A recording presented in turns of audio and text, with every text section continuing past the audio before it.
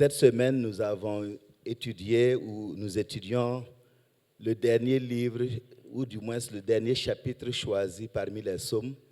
Et c'est le psaume 139 que nous avons parcouru mardi et vendredi et que nous allons achever ce matin. Le psaume 139. Dans ce psaume, il est question de la grandeur de Dieu. Il est question de la grandeur de Dieu. Et sa grandeur part du fait qu'il existe par lui-même. C'est lui le créateur de toutes choses et il est le Dieu infini. Et lorsque nous lisons les Écritures, nous voyons que Dieu, il est présenté dans différents états.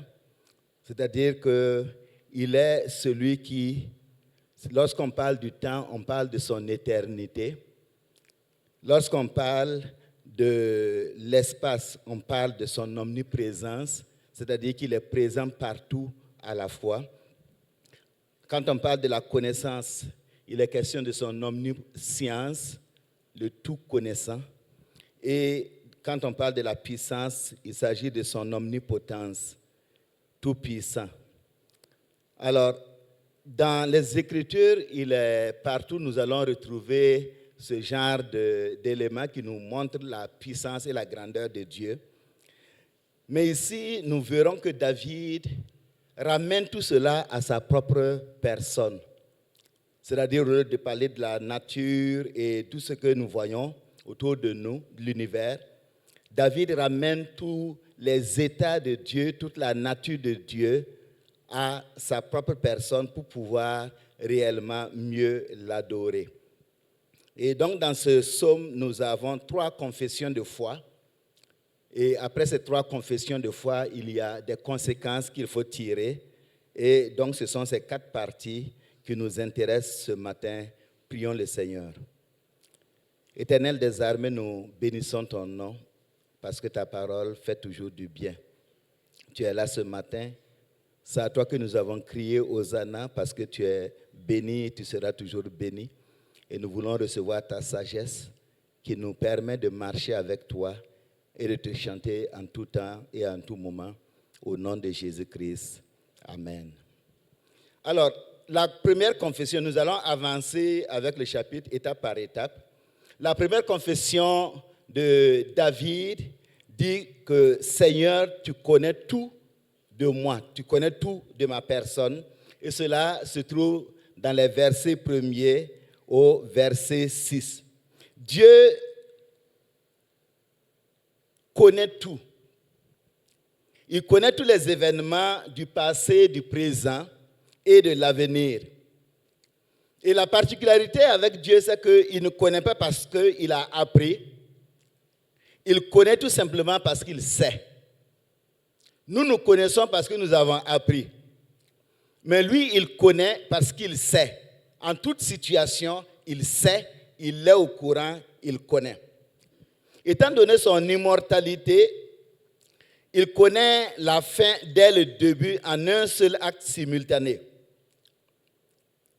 Dieu sait toutes choses parce qu'il a décrété la fin dès le début et il opère tout selon la décision de sa volonté. Donc, dès le commencement, il connaît la fin de la même manière. C'est-à-dire que sa connaissance n'est pas graduelle. Elle est instantanée pour toujours et pour tout ce qui va arriver. Alors, David nous parle de l'omniscience de Dieu. Il soutient que Dieu connaît tout et il l'exalte face au chef des chantres. Et il part tout simplement de l'observation de sa propre personne pour déclarer que Dieu connaît toutes choses. Et en se limitant à sa personne, donc, il voit Dieu comme étant un Dieu personnel. Un Dieu dont le regard est centré sur sa personne, son individualité. Aussi donc, il invite le chef des chantres et chaque croyant à voir en Dieu un Dieu personnel qui voit et connaît tout dans son être. Et cela donc nous l'avons au verset 1er jusqu'au verset 6 que nous allons lire. Et je vais demander à quelqu'un qui a déjà ouvert, qui est prêt à lire, de se tenir debout pour le lire pour nous. Allez-y.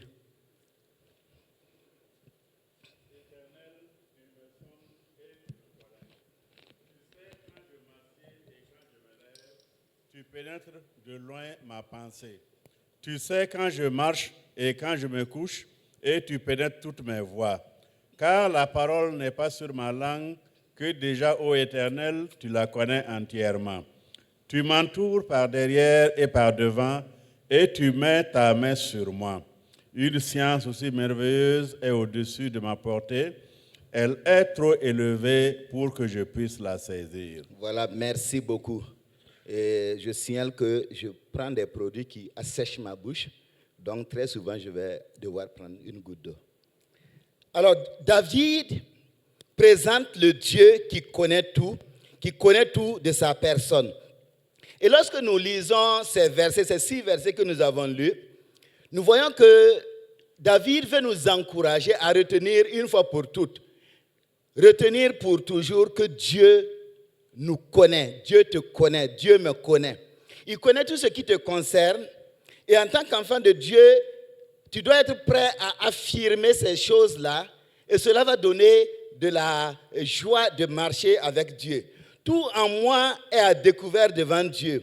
Parce qu'il me sonne au niveau physiologique. Dans mon être physique, il connaît chaque élément, chaque cellule, chaque germe, chaque microbe. Tout ce qui est dans mon corps, dans mon être, il le connaît. Au niveau psychique, dans mon mental, il connaît tout. Rien ne lui est caché. Et sur le plan spirituel aussi, il connaît tout. Il connaît tout ce qui se rapporte à ma pensée. Avant même que j'aie parlé. Avant même que je ne pense que je vais dire. Il sait ce qui va venir dans l'instant d'après. C'est pourquoi tout ce que je vais dire, je dois savoir que même ce que je n'ai pas dit, lui, il sait ce que j'ai gardé et que je n'ai pas dit. Et c'est pourquoi il faut veiller sur ce que j'ai gardé pour que ce soit aussi propre. Parce que la perception que j'ai d'autrui doit être une perception positive et non une perception négative. Mais je ne donnerai jamais la perception négative, mais Dieu connaît déjà.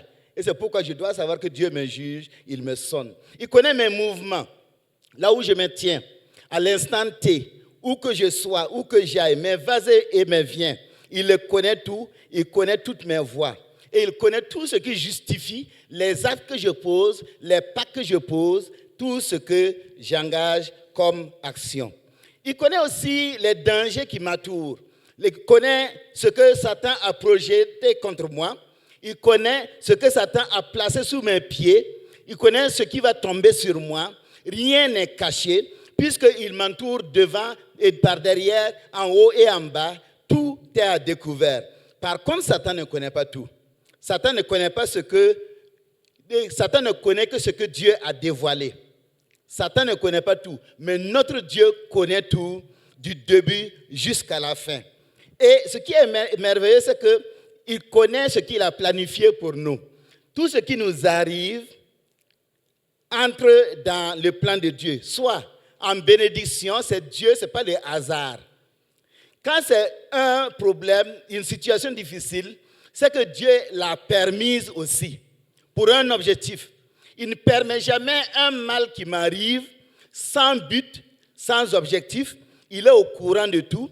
Et s'il l'a permis, c'est parce qu'il est miséricordieux, parce que cette situation doit me conduire quelque part dans la relation avec lui, une relation plus profonde. L'avenir qu'il me réserve est dans sa main. Et cet avenir ne peut être différé. Cet avenir ne peut pas se dérober. Cet avenir va s'accomplir. Il connaît ce que je ne peux pas connaître. Tout ce qui est caché, il le sait, il le connaît. Et donc, par ces mots, David nous invite, toi et moi, à avoir pleinement confiance en Dieu. Bien-aimés, nous devons rester confiants en Dieu. Et rester tranquille dans l'épreuve, parce que Dieu est au courant de tout ce qui nous arrive.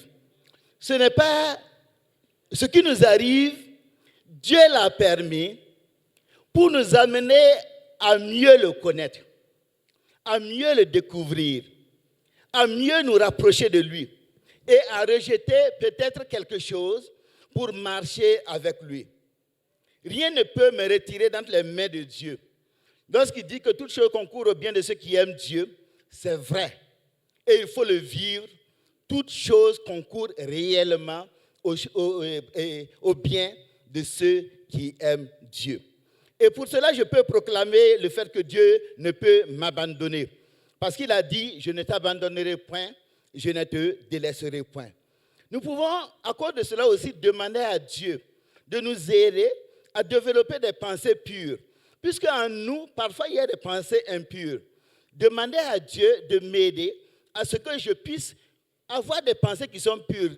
Et au fur et à mesure que je demande à Dieu, je verrai que des pensées impures vont diminuer et de plus en plus, mes pensées seront pures. Il ne faut rien cacher à Dieu.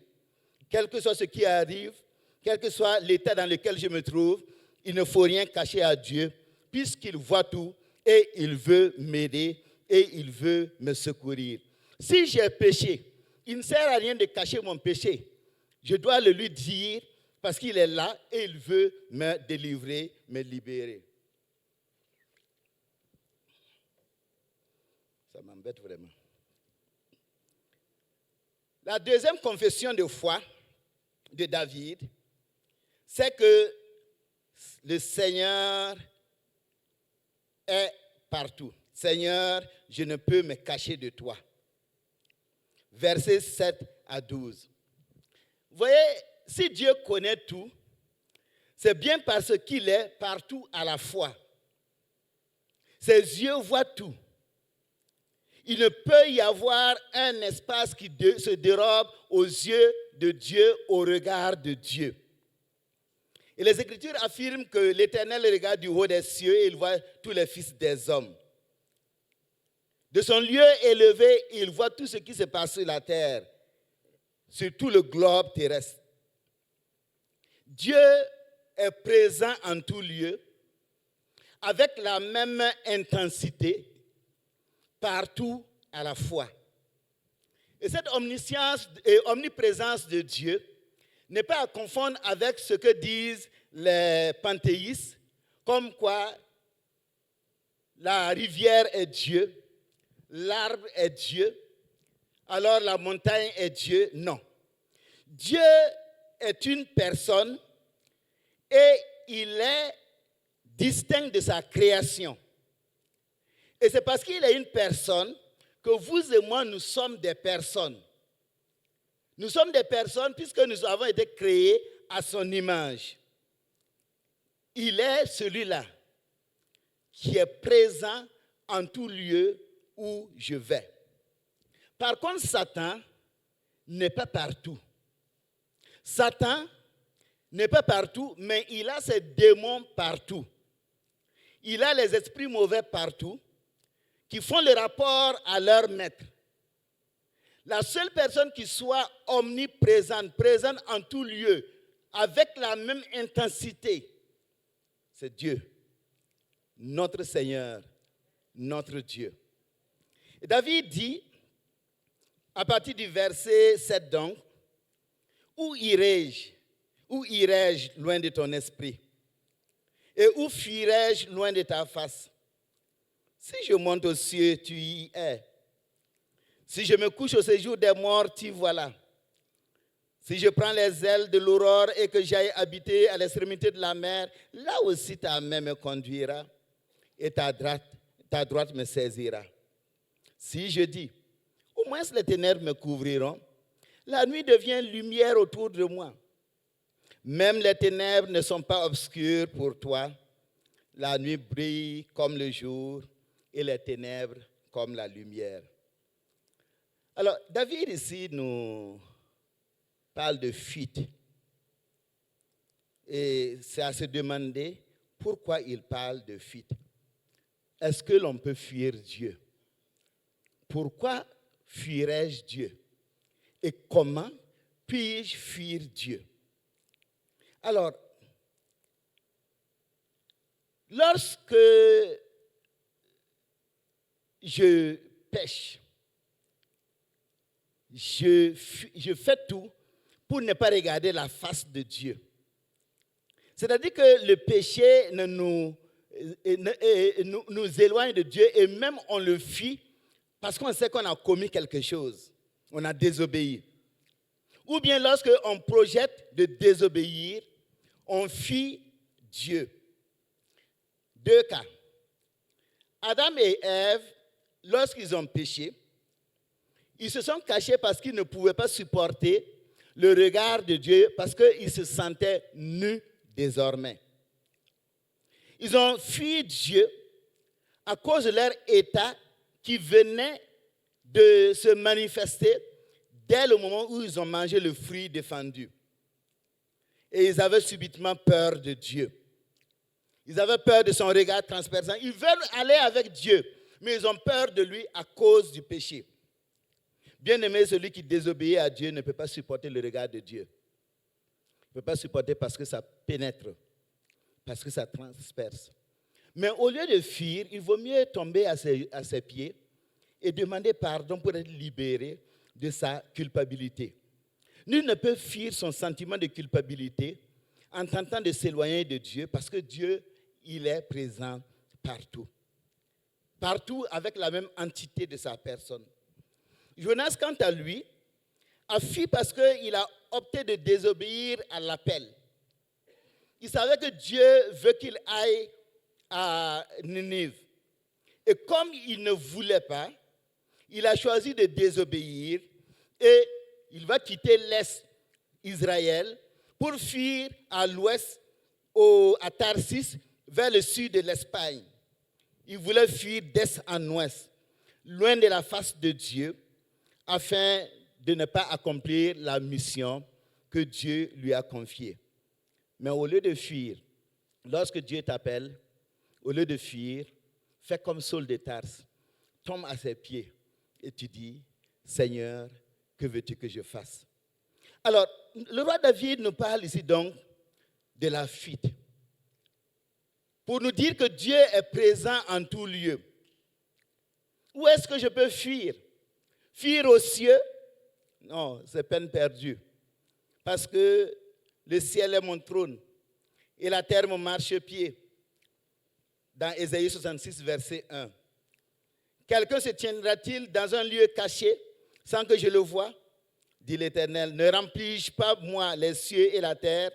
Dit l'Éternel dans Jérémie 23, 24. Donc, allez aux cieux, vous allez le trouver là-bas. Est-ce qu'il faut aller dans le séjour des morts? Pour les Juifs, le séjour des morts, c'est la tombe en premier lieu, et puis des lieux plus bas encore. Bon, naturellement, vous et moi, on va aller dans la tombe. Mais maintenant, celui qui veut fuir pour y aller, à moins qu'il se fasse, comme on dit, harakiri, il se suicide, pour quitter le monde afin de fuir le regard de Dieu. Vous savez, quand il y a la honte, ou bien la culpabilité, les gens sont prêts à se suicider. Mais si tu te suicides, tu vas dans le séjour des morts. Dieu parle à Israël dans Amos au chapitre 9, versets 1 à 6. Là-bas encore, je suis là. Si vous arrivez là-bas, vous allez le trouver, vous allez trouver sa main. Sa main est là-bas pour encore agir. Donc, aller dans le séjour des morts n'est pas la solution. Est-ce qu'il faut prendre, dit David, les ailes de l'aurore? C'est-à-dire, dès qu'à l'aurore, le soleil commence à pointer, à répandre ses rayons. Donc, fuir, suivre les rayons solaires pour aller de l'est jusqu'à l'ouest en un instant, pour pouvoir fuir sa présence. Jonas a essayé, ça n'a pas marché. Il ne peut pas aller à l'ouest, parce que là-bas aussi Dieu se trouve. Et même Dieu se trouve dans la mer. Et même Dieu se trouve dans le ventre d'un poisson. Donc il n'y a pas un lieu où l'on puisse fuir pour éviter le regard de Dieu. Est-ce qu'il faut se cacher dans les ténèbres? Les ténèbres sont caractérisées par un état d'obscurité. C'est une absence de lumière. On ne voit rien dans les ténèbres. Mais en réalité, les ténèbres sont ténèbres seulement pour nous. Les ténèbres ne sont pas ténèbres pour Dieu. Notre Dieu est lumière. Lorsqu'il pointe le regard, sa lumière resplendit et les ténèbres deviennent lumière.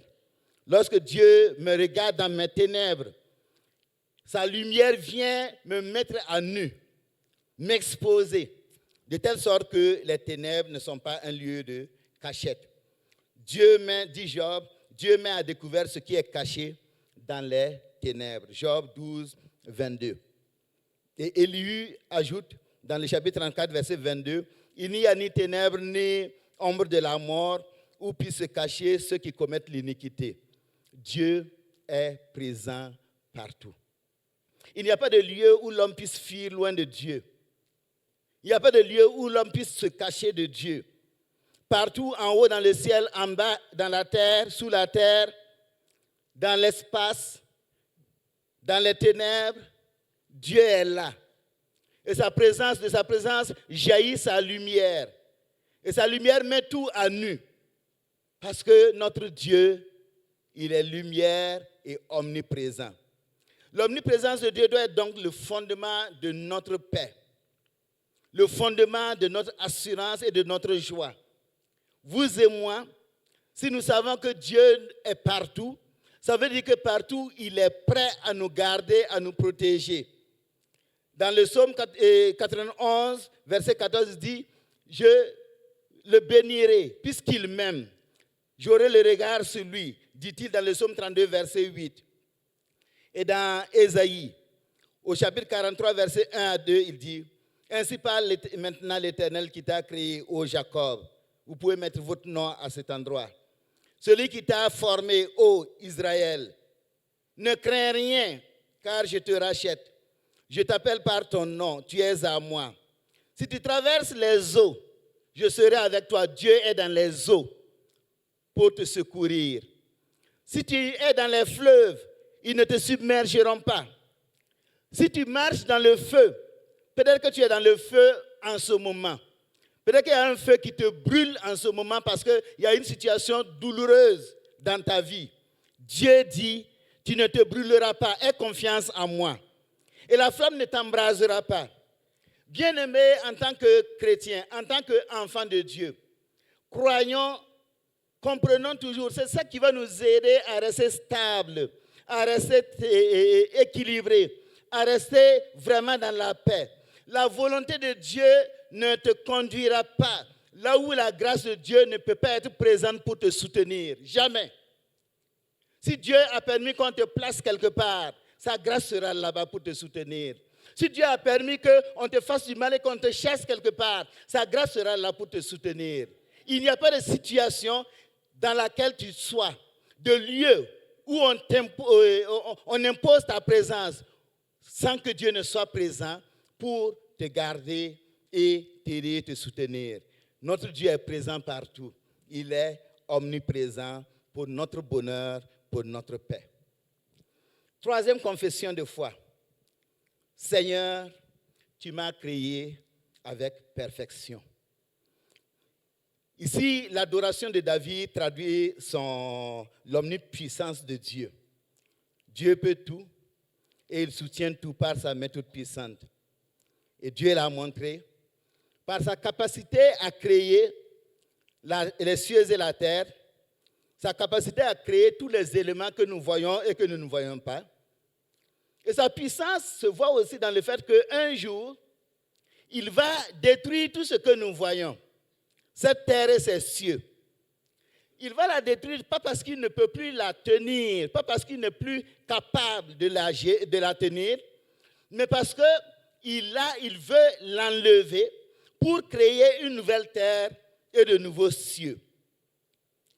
David va donc parler de l'omnipuissance de Dieu. Versets 13 à 18. Et encore, David va ramener le concept d'omnipuissance de Dieu, le micro s'il vous plaît, d'omnipuissance de Dieu, une fois de plus à sa propre personne. Il va ramener ce concept à sa propre personne, à la manière dont Dieu a opéré pour qu'il soit un être vivant. Alors nous allons lire, frère Yambekoudou, lisez encore, versets 13 à 18. Et vous gardez le micro après. D'accord. C'est toi qui as formé mes reins, qui m'as tissé dans le sein de ma mère. Je te loue de ce que je suis une créature si merveilleuse. Tes œuvres sont admirables et mon âme le reconnaît bien. Mon corps n'était point caché devant toi lorsque j'ai été fait dans un lieu secret, tissé dans les profondeurs de la terre. Quand je n'étais qu'une masse informe, tes yeux me voyaient, et sur ton livre étaient tous inscrits les jours qui m'étaient destinés, avant qu'aucun d'eux n'existât. Que tes pensées, ô Dieu, me semblent impénétrables, que le nombre en est grand. Si je les compte, elles sont plus nombreuses que les grains de sable. Je m'éveille et je suis encore avec toi. Amen, merci. Pour David, Dieu a agi avec une grande habileté, avec une grande intelligence dans le développement de l'embryon qu'il était dans le ventre de sa mère. Lorsqu'il parle de lieux secrets, lorsqu'il parle des profondeurs de la terre, il s'agit des entrailles de sa maman, du ventre de sa mère, le sein de sa mère, où il a été formé. Alors qu'il n'était qu'une masse informe, liquide, qui est contenue dans un œuf cellule fécondé, il avait toute sa personnalité. Il avait toute sa personnalité car Dieu avait organisé toute sa vie avant qu'il ne soit même conçu. C'est pourquoi l'avortement est un crime. Tout ce qu'il sera était déjà défini dès le premier instant de la fécondation par la main puissante et la main créatrice et puissante de Dieu. Dieu avait tout réalisé. Dieu avait tout apprêté. Et maintenant, quand l'œuf s'est formé, il avait toute sa personnalité dès ses premiers instants, nous dit David. C'est toi qui as formé mes reins. C'est toi qui m'as tissé dans le sein de ma mère, dans les profondeurs de ma mère. David n'est donc pas seulement le produit d'une union entre son père et sa mère, mais il est plutôt la création souveraine de Dieu par l'entremise de son père et de sa mère. Donc c'est Dieu qui était au départ de son apparition sur la terre. Ce qu'il devait être vient de Dieu. Et déjà dès ce moment, dit David, les jours qui lui sont destinés étaient déjà définis. David dit qu'il est une merveille et il s'émerveille parce que chaque jour, Dieu les connaît. Et il ne peut pas pénétrer la sagesse et l'intelligence de Dieu, mais la puissance de Dieu l'a créé dans le ventre de sa mère et Dieu est toujours présent à ses côtés. Alors, si Dieu est si puissant, en tant que croyant, bien-aimé, tel que David l'a défini, c'est Dieu qui m'a tissé, qui a fait de moi ce que je suis. Le Seigneur voudrait te dire ce matin, accepte-toi tel que tu es. Accepte ce que tu es et rends grâce à Dieu pour ce que tu es. Qu'importe ta condition, qu'importe ta situation, rends grâce à Dieu pour ce que tu es. Ne te compare pas à autrui. Regarde-toi à travers les yeux de Dieu qui a fait de toi ce que tu es. Peut-être que tu es très intelligent. Peut-être que tu es très limité. Peut-être que tu as un handicap. Apprendre à accepter mon état pour rendre grâce à Dieu parce que c'est Dieu qui a voulu que je sois ainsi. Pourquoi? Pour un but.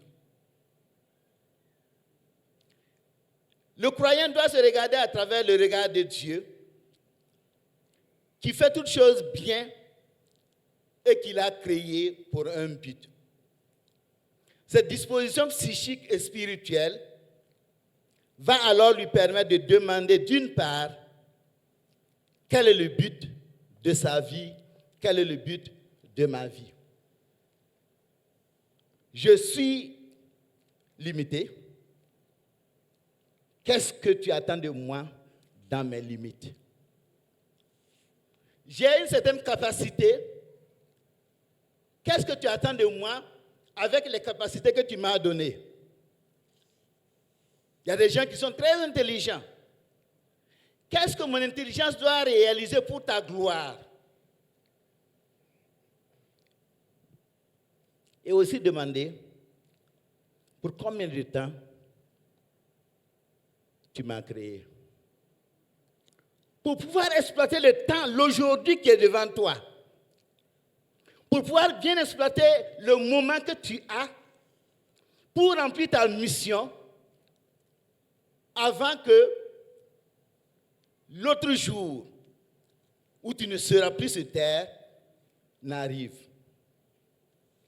Bien-aimés, les jours qui nous sont destinés sont connus de Dieu. Et ces jours ont pour but de nous amener à seulement servir. Quel est ton rôle dans le service de Dieu? Quelle est ta place dans l'œuvre que Dieu attend de toi? Nous avons parlé des journées missionnaires. Toi, à quoi sers-tu? C'est cette question que je dois me poser. Pourquoi Dieu a fait de moi ce que je suis? Pour pouvoir maintenant, à partir de cet instant, découvrir le but de Dieu pour ma vie et m'engager. Le chrétien doit savoir reconnaître avec David qu'il ne s'appartient pas à lui-même, mais il appartient au Dieu qu'il a créé et rattaché à sa personne. Le chrétien doit savoir qu'il est merveilleusement fait. Oh, ne te méprise pas. Non, ne te méprise jamais. Te mépriser, c'est mépriser celui qui t'a créé. Rends grâce à Dieu pour ce qu'il t'a merveilleusement fait. Et il faut en être conscient et en être très convaincu. Le chrétien doit savoir qu'il y a un but pour lequel il l'a créé, pour lequel je suis dans ma société, pour lequel je suis dans le service où je suis, pour lequel je suis à l'église centrale. Et il y a une durée de vie parce qu'après cette durée, je ne pourrai plus accomplir la mission. Donc c'est dans l'aujourd'hui qu'il faut le faire. Et Moïse dit, enseigne-nous à bien compter nos jours. Psaume 90, verset 12. Bien-aimé, ce n'est qu'en reconnaissant la sagesse de Dieu dans l'individu que tu es, c'est-à-dire une créature merveilleuse. C'est en reconnaissant la sagesse de Dieu que tu pourras vivre la plénitude de la joie de Dieu et la plénitude de sa soif permanente d'être dans sa présence, d'être à ses côtés. Dieu, le Dieu puissant, a fait de moi ce que je suis. Et je rends grâce à Dieu. Rends grâce à Dieu aussi pour ce que Dieu a fait de toi. La dernière partie, c'est les conséquences à tirer lorsqu'on s'approche de Dieu, lorsqu'on se tient face à la grandeur de Dieu. Frère Yambekoudou, lisez versets 19 à 24. D'accord, verset 19. Ô Dieu, puisses-tu faire mourir le méchant, homme de sang, éloignez-vous de moi. Ils parlent de toi d'une manière criminelle. Ils prennent ton nom pour mentir, eux tes ennemis. Éternel, n'aurais-je pas de la haine pour ceux qui te haïssent, du dégoût pour ceux qui s'élèvent contre toi? Je les hais d'une parfaite haine. Ils sont pour moi des ennemis. Sonde-moi, ô Dieu, et connais mon cœur. Éprouve-moi et connais mes pensées. Regarde si je suis sur une mauvaise voie et conduis-moi sur la voie de l'éternité. Alors, David conclut l'observation qu'il a faite de la grandeur de Dieu par des conséquences qu'on doit en tirer. Une leçon à en tirer. La conséquence, c'est soit de mourir parce qu'on a méprisé Dieu, soit de vivre parce qu'on s'est placé sur la voie de l'éternité, dans sa présence, en gardant sa pureté. Alors, la conséquence de la grandeur de Dieu sur le méchant, qu'est-ce que c'est? C'est ce qu'il donne du verset 19 au verset 22. L'approche de David dans les versets 19 à 22 est digne de son rôle en Israël.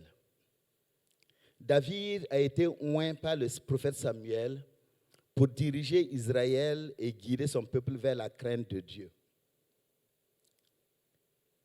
En tant que garant du respect de la loi en Israël, et aussi en tant que l'image du Messie qui doit venir, le Messie qui, plus tard, quand il sera sur son trône, va juger les peuples et les nations. Le Messie qui, en ce temps-là, va agir de telle sorte que son royaume soit pur et saint. C'est-à-dire le Messie, en ce temps, va frapper les méchants, va écarter tous les menteurs, les voleurs, les adultères, et il va sanctifier, c'est-à-dire enlever tout ce qui est mauvais, parce que le royaume du Messie est un royaume saint. Alors, David joue un rôle fondamental ici, qui est un avant-goût de ce qui va arriver. David dit qu'il hait ceux qui méprisent Dieu, parce que là, il est dans cette position de garant de la pureté en Israël. Garant de respect de la loi en Israël. Il doit haïr ceux-là qui ont une conduite criminelle. Pourquoi? Parce qu'ils attirent la colère de Dieu sur Israël. S'il ne les hait pas et s'il ne les détruit pas, leur comportement va se communiquer à d'autres personnes. Et en se communiquant, la pollution va gagner du terrain et Israël sera impur. Donc, selon la loi, il doit les écarter. Il doit les haïr. Vous savez, les mauvais modèles détruisent. Après David, Salomon est venu. Il devait servir comme son père.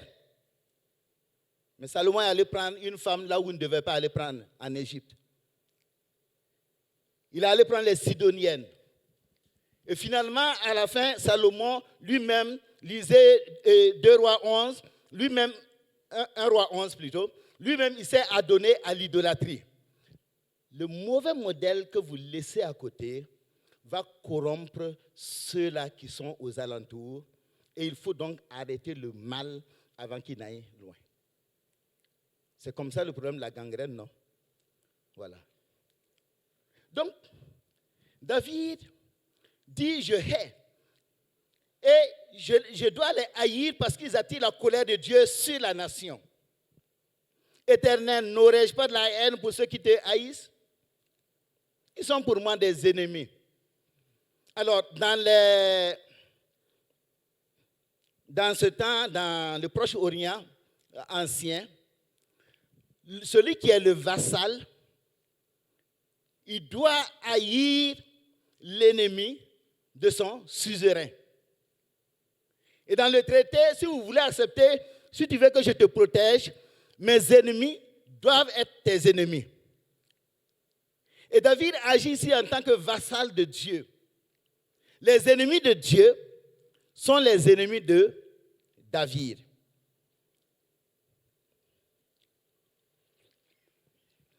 Et c'est la même chose pour vous et moi aujourd'hui. Lorsque vous priez, Seigneur, que ton royaume vienne, c'est avec foi et avec le désir de le voir venir. Mais quand son royaume doit venir, il doit écraser d'abord avant d'instaurer son royaume. Nous faisons la même prière que David. C'est pour dire que ce n'est pas que David a des ennemis, mais ceux qui sont contre l'Éternel, David ne peut pas être d'accord avec eux parce qu'ils amènent la pollution en Israël et ils ne permettent pas que Dieu soit honoré en Israël. Et vous et moi, si nous acceptons le péché dans nos rangs, nous serons corrompus. Nous serons tous corrompus. Et le groupe Bissal a dit, le Fils de l'homme, quand il viendra, trouvera-t-il la foi sur la terre? Il mérite la mort, dit David, parce qu'ils ont méprisé Dieu. alors que Dieu s'est révélé à eux. Et dans Romains, au chapitre 1er, versets 18 à 23, Paul parle de la colère de Dieu qui va frapper ceux qui ont méprisé le Dieu qui les a visités. Alors, David donne un avant-goût de ce que le Messie aussi va appliquer. Et il donne même ce que vous et moi nous faisons lorsque nous prions pour que le royaume de Dieu s'installe, lorsque nous nous élevons contre le mal, nous agissons de la même manière que David parce que nous voulons que Dieu soit honoré sur la terre, que Dieu soit élevé sur la terre. Si nous voulons sympathiser avec le mal, nous n'avons pas de place avec Dieu. L'Écriture montre que le Messie, au jour du dernier jugement, sera sans pitié pour les rebelles, ceux-là qui ont méprisé celui qui les a créés. David donne donc le ton. Vous savez, nous ne comprenons pas tout parce que nous sommes dans le temps de la grâce. Ce temps de la grâce où la colère de Dieu ne se manifeste pas automatiquement, mais Dieu se soumet à un devoir de patience pour attendre le jour du jugement. Pour attendre le jour du jugement. Ne méprisons pas cette patience de Dieu. Parce que le jour du jugement, la grâce ne va pas agir au jour du jugement. La grâce s'arrête avant le jugement. Et en ce dernier temps, en ces derniers jours, alors sa colère va se manifester. Vous savez, quand vous lisez dans Nombre chapitre 15, versets 32 à 36, un homme est sorti le jour du sabbat. Israël a reçu l'enseignement, le jour du sabbat, vous devez vous reposer, vous ne faites rien. Et cet homme est sorti ramasser du bois. Et on l'a pris, on l'a amené à Moïse. Moïse a demandé à Dieu, qu'est-ce qu'il faut faire? Dieu a dit qu'il soit lapidé. Et il a été lapidé et il est mort. En fait, c'est ça notre Dieu. Mais celui qui marche dans la vérité, il n'est pas dans la colère de Dieu, mais il est dans la paix de Dieu. Parce que Dieu ne peut pas pactiser avec le mal. Vous et moi marchons dans la sainteté. Marchons dans la crainte de Dieu. Alors, la conséquence donc pour le méchant, c'est qu'il va se perdre, il va mourir. Mais maintenant, la conséquence de la grandeur de Dieu sur David, c'est quoi? C'est les deux derniers versets, 23 et 24. On voit que David dépendait entièrement de Dieu. Et en se sachant simple humain, il sait qu'il a besoin de Dieu. Il sait que Dieu l'a constitué dans le ventre de sa mère. Et il veut vivre son rôle en Israël. Il veut vivre le but de sa vie sur la terre. Et parce que c'est en Dieu seul que se trouve le sens de son existence. C'est en Dieu seul que se trouve le sens de sa capacité à répondre à la sainteté de Dieu. Sans Dieu, il n'est rien. Et ce constat de la grandeur de Dieu produit en David trois choses que je vais citer rapidement. L'humilité. L'humilité parce que Dieu est vraiment grand. Et l'homme n'est qu'un vermisseau devant Dieu, un rien, une poussière. Hors de Dieu, je ne suis rien. Tu n'es rien. Si je réalise que je suis une créature merveilleuse et que j'en suis heureux, c'est seulement en Dieu que cela est porteur de sens. En dehors de Dieu, ça n'a pas de sens.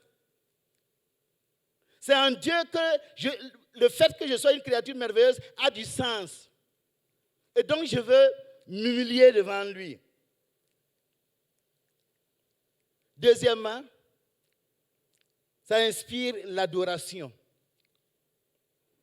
Lorsque le croyant se rend compte que c'est en Dieu seul qu'il a de la valeur, lorsqu'il se rend compte que son Dieu l'a traité avec grâce, et vous savez, Dieu l'a élevé à un niveau où il est de peu inférieur à Dieu, couronné de gloire et de magnificence, nous dit David dans le psaume 8, verset 6.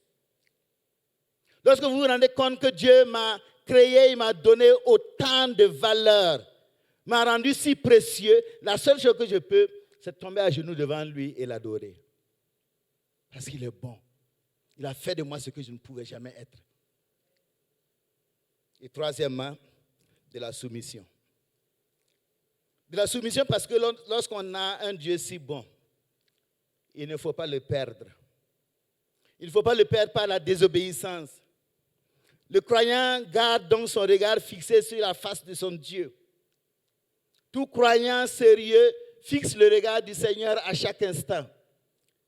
Comme le bébé qui, dans les bras de sa mère, regarde le visage de sa maman. Vous et moi aussi, nous regardons à Dieu pour voir son regard et voir comment est-ce qu'il nous sourit. Est-ce qu'il est content? Est-ce qu'il est satisfait? Et c'est en le regardant que je vais dire, sonde-moi, ô Dieu. C'est vrai, je sais que Dieu me sonde. Dès le premier verset, David a dit, tu me sondes et tu me connais. Mais là, David prend la responsabilité de dire à Dieu, sonde-moi, regarde au-dedans de moi. Est-ce que je suis sur la voie de l'éternité? C'est ça ce que je dois faire régulièrement. Donner la permission à Dieu de me creuser, de regarder au-dedans de moi et de me dire telle chose c'est bien, telle chose c'est pas bien. Et alors je vais lui demander son aide pour quitter ce qui n'est pas bien. Parce que, voyez-vous, lorsqu'on regarde à Dieu, on découvre le chemin de l'éternité à travers son visage. Et vous et moi, Dieu nous a donné sa parole. Dieu nous a donné le Saint-Esprit. Dieu nous a donné la prière. C'est pourquoi j'insiste encore. Lorsque vous apprenez à prier vous-même, vous aurez le regard de Dieu. Lorsque vous courez de maison en maison, vous n'aurez jamais le regard de Dieu, mais c'est le regard d'autres personnes. Entraînons-nous à être vrais devant Dieu. Celui qui a de la valeur, c'est qu'il peut rester au pied du Seigneur et Dieu lui donne le secours dont il a besoin. Ne courons pas. Restons sur place. Invoquons. Et nous verrons ce que fera le regard de Dieu. Bien-aimés, la parole qu'il nous donne dans le psaume 139, c'est une parole d'encouragement. Que nous puissions marcher vers l'éternité. Il est présent partout avec moi. Il connaît tout ce qui me concerne. Il est tout puissant pour me délivrer de tout ce qui me dérange. Et dès que je lui donne l'autorisation de me sonder toujours et de me conduire dans la voie de la vérité, il n'y a rien à faire, il va le faire. Et alors je demeurerai sur la voie de l'éternité. Que Dieu vous bénisse. Baissons la tête devant le Seigneur et prions.